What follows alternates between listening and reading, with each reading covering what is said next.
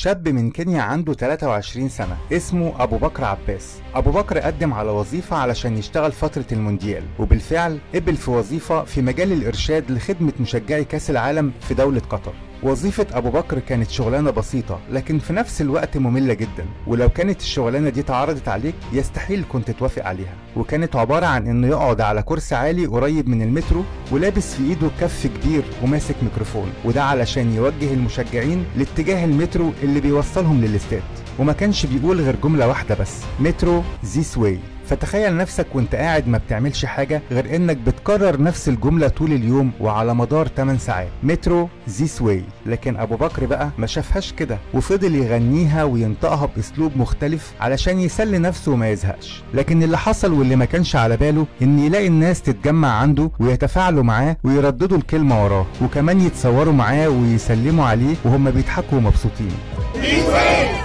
مترو مترو مترو مترو This way! مترو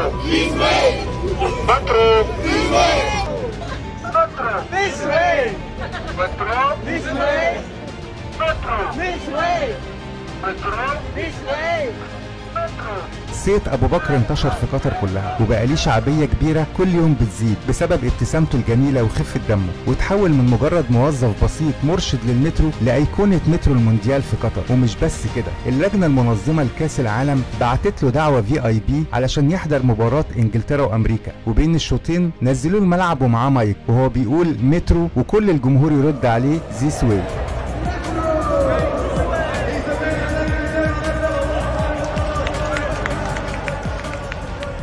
ومش بس كده، كمان دولة قطر كان لها دور في الموضوع لما استضافوه وقدموا له هدايا من كل البراندات المشهورة، وكمان مدوا له فترة إقامته 2 سنين، وعملوا تسجيل بصوته يشتغل على كل ميكروفونات المترو، وطبعا بطريقته اللي الناس حبتها وتعودوا عليها. وبقى صوت أبو بكر الصوت الرسمي لإرشاد الجماهير للمترو. وعمل أبو بكر بروفايل على تيك توك ونشر فيه كل فيديوهاته، واللي خلال فترة بسيطة عدت ال1,000,000 مشاهدة. المهم لازم أنا وأنت نعرف إن دي مش ضربة حظ. أبو بكر من الأول كان راضي بوظيفته واشتغلها بضمير، ورغم انها شغلانه بسيطه وممله حبها واستمتع بيها وعملها بطريقته.